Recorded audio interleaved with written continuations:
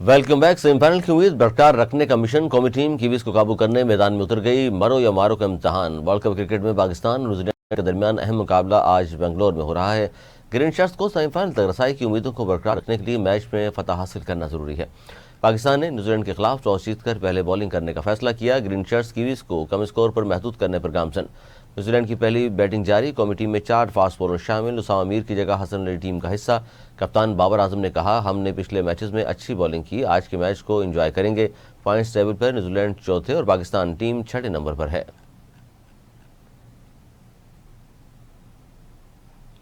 Security forces ने पाक फजाइया के ट्रेनिंग एयरबेस पर दहशतगर्द हमले को नाकाम बना दिया। ISPR के मुताबिक आज सुबह पाक फजाइया के मेवाली ट्रेनिंग एयरबेस पर एक नाकाम दहशतगर्द हमला हुआ, जिसे अल्हम्दुलिल्लाह सिक्योरिटी फोर्सेज के बरवक्त और मौसर जवाब की बदौलत नाकाम बना दिया गया। एहलकारों और असासों की हिफाजत को यकीनी बनाया गया। गैर मामूली जुर्रत और बरवक्त जवाबी कार्रवाई का मुजाहरा करते हुए बेस में दाखिल होने के दौरान 3 दहशतगर्दों को हलाक कर दिया गया। ताहम हमले के दौरान पहले से ग्राउंड किए गए 3 तैयारों और एक फ्यूल बाउजर को भी कुछ नुकसान पहुंचा। इलाके को मुकम्मल तौर पर क्लियर करने के लिए एक जामा मुश्तरका क्लियरेंस और कॉम्बिंग ऑपरेशन आखिरी मराहिल में है। पाकिस्तान की मुसल्लह अफवाज मुल्क से दहशतगर्दी की लानत को हर कीमत पर खत्म करने के लिए पुरअज़्म है।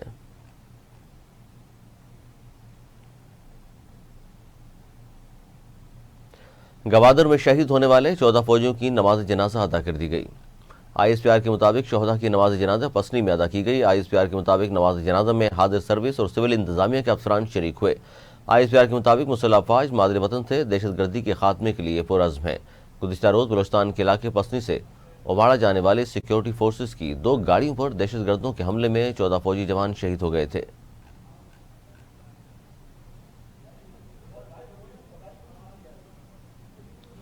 गजा में हस्पतालों और एम्बुलेंसों पर बमबारी के नतीजे में मजीद 100 फ़लस्तीनी शहीद हो गए। तादाद बढ़कर 9,300 हो गई, जबकि 25,000 से ज़ायद फ़लस्तीनी ज़ख्मी हैं। गाज़ा में अल-शिफा अस्पताल के मरकज़ी दरवाजे पर बमबारी से दर्जनों अफराद शहीद हुए, जबकि फ़लस्तीनी ज़ख्मियों को मिस्र ले जाने वाली एम्बुलेंस पर भी इसराइली फ़ौज ने हमला किया। गैर मुल्की मीडिया के मुताबिक स्कूल पर इसराइली हमले में कम अज़ कम 20 अफराद शहीद और दर्जनों ज़ख्मी हुए। शुमाल से जनूब नकल मकानी करने वालों पर भी बमबारी की गई, जिसके बायस 14 अफराद शहीद हो गए। खान यूनुस में घर पर हमले में एक ही खानदान के 5 अफराद शहीद हुए।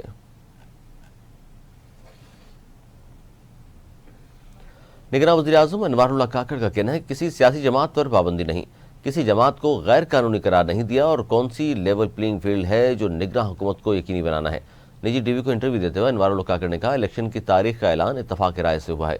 मेरी मालूमात के मुताबिक इलेक्शन की हतमी तारीख इलेक्शन कमीशन ने दी। आपस में ताउन करके हतमी फैसले पर आए हैं। इलेक्शन की तारीख का ऐलान इलेक्शन कमीशन ने किया है। निगरान वज़ीर-ए-आज़म ने कहा कि मैं समझता हूँ इलेक्शन करवाने का अख्तियार इलेक्शन कमीशन का है। इलेक्शन कमीशन को अपना अख्तियार इस्तेमाल करना चाहिए। इलेक्शन कमीशन सरबराह मुमलिकत या सरबराह हुकूमत से मुशावरत करना चाहे तो ज़रूर करे। यही इलेक्शन कमीशन ने किया भी है। उन्होंने कहा कि सियासी रैलियों की तमाम सियासी जमातों को इजाज़त, जलसों रैलियों के लिए मुतल्लिका ज़िला इंतजामिया से इजाज़त दी जाती है। जमातें बाज़ औक़ात वोटर की हमदर्दी खींचना चाहती हैं। अनवारुल्लाह काकड़ ने मज़ीद कहा कि मकामी और बैनुल-अक़वामी मुबस्सिरीन इलेक्शन की निगरानी करेंगे। मुबस्सिरीन इस नतीजे पर पहुँचेंगे कि फ्री फेयर इलेक्शन हुए या नहीं। दंगा फसाद या किसी और पर इल्ज़ाम का पाबंदी का सामना है तो उसे दूर करने का तरीका भी निज़ाम में मौजूद है। वो पाबंदी मेरे नोटिफिकेशन से ख़त्म नहीं होगी। अगर कोई इल्ज़ाम या कदगन हो तो इसके लिए मुतल्लिका इदारों से राब्ता करना होता है। मुतल्लिका इदारे अगर कदगन को कायम रखते हैं तो उसकी पाबंदी करना होगी। नून लीग के रहनुमा मियां जावेद लतीफ़ ने चेयरमैन PTI को सियासी मैदान में मुकाबले का चैलेंज दे दिया। जावेद लतीफ़ ने कहा, चेयरमैन PTI के केसों के फैसले सुनाकर इलेक्शन तक सियासी मैदान में लाया जाए, पता चल जाएगा कौन कितना मकबूल है। उन्होंने कहा कि एक मुल्जिम जेल में 5 स्टार होटल की लग्जरी लाइफ गुजार रहा है। 8 कमरे, 10 doctor, attach bathroom, luxury furniture और एक्सरसाइज मशीनें फराहम की गई हैं। जावेद लतीफ़ ने कहा, मुल्जिम को इतनी सहूलतें देने के बाद भी पूछा जाता है, आप देसी चूज़ा खाएंगे या मटन।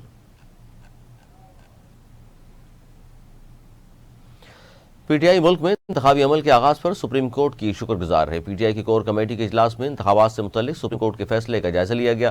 कोर कमेटी एलामी में कहा गया है कि मुल्क में इंतखाबी अमल के आगाज़ पर सुप्रीम कोर्ट के शुक्रगुजार हैं। इंतखाबात के आज़ादाना, मुनसिफाना और शफाफ इनेकाद का चैलेंज इलेक्शन कमीशन को दरपेश है।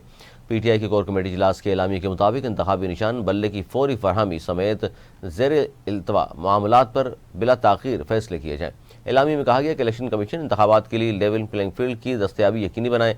अल्लाह की रज़ा से चेयरमैन PTI बतौर मुंतखब वज़ीर-ए-आज़म मुल्क की बागडोर संभालेंगे।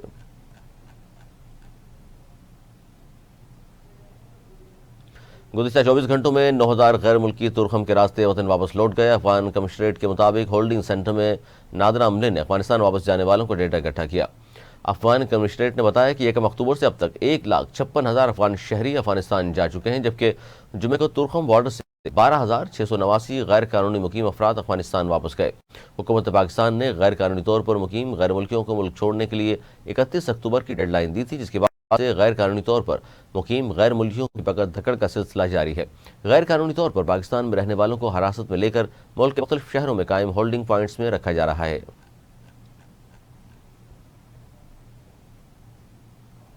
لبنانی تنظیم حزب اللہ کے سربراہ حسن نصر اللہ نے کہا ہے کہ حزب اللہ طوفان الاقصی آپریشن کے دوسرے روز سے اسرائیل کے خلاف جنگ میں شریک ہے۔ ہمارے حملے محدود لیکن مؤثر ہیں۔ اگر اسرائیل نے حزب اللہ پر جنگ مسلط کرنے کی حماقت کی تو اس کو بھیانک نتائج سے سامنا کرنا پڑے گا۔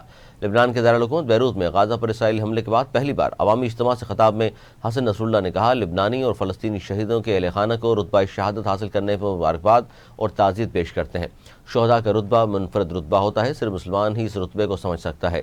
حسن نصر اللہ نے کہا تھا کہ 7 اکتوبر واقعات کے محرکات پر روشنی ڈالنا اور حزب اللہ کا موقف واضح کرنا ضروری ہے۔ ہزاروں فلسطینی طویل عرصے سے اسرائیلی جیلوں میں قید ہیں۔ 20 لاکھ فلسطینی 20 سال سے اسرائیلی محاصرے میں زندگی گزارنے پر مجبور تھے۔ انہوں نے کہا کہ طوفان الاقصی آپریشن نے اسرائیل کو ہر سطح پر جھنجھوڑ کر رکھ دیا۔ اسرائیلی کارروائیوں اس کے مستقبل پر اثر انداز ہونے والے منفی اثرات کو ختم نہیں کر سکتی۔ اس آپریشن نے اسرائیلی طاقت کی اصل حقیقت کھول کر بیان کر دی اور اسرائیل کا دفاعی نظام مکڑی کے جال سے زیادہ کمزور ثابت ہوا۔ اسرائیل کی بدترین ناکامی پر اسرائیلی عوام اور اسرائیل کے حامی تک کو شرمندگی کا سامنا ہے۔ حسن نصر اللہ نے کہا کہ امریکہ کو اسرائیل کے تباہی ساکھ کو بچانے کے لیے فوری طور پر میدان میں اترنا پڑا۔ غزہ کے عوام کی قربانیوں نے نئی تاریخ رقم کر دی۔ اسرائیلی فوجی کسی بھی طرح حماس سے مقابلے کے لیے تیار نہیں تھے۔ اسرائیل نے حماس کے کامیاب آپریشن کو بدنام کرنے کے لیے اپنے ہی شہریوں کو مار ڈالا۔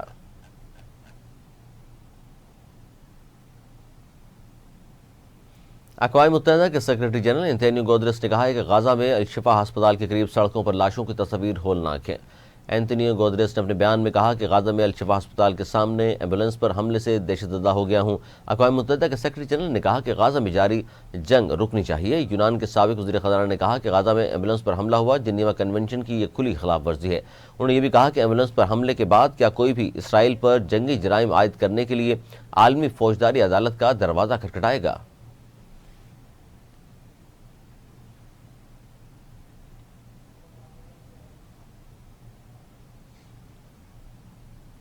نیوز اسٹوڈیو سے فی الحال اتنا ہی۔ مزید نیوز اپڈیٹس کے لیے دیکھتے رہیے اردو نیوز نیٹ ورک۔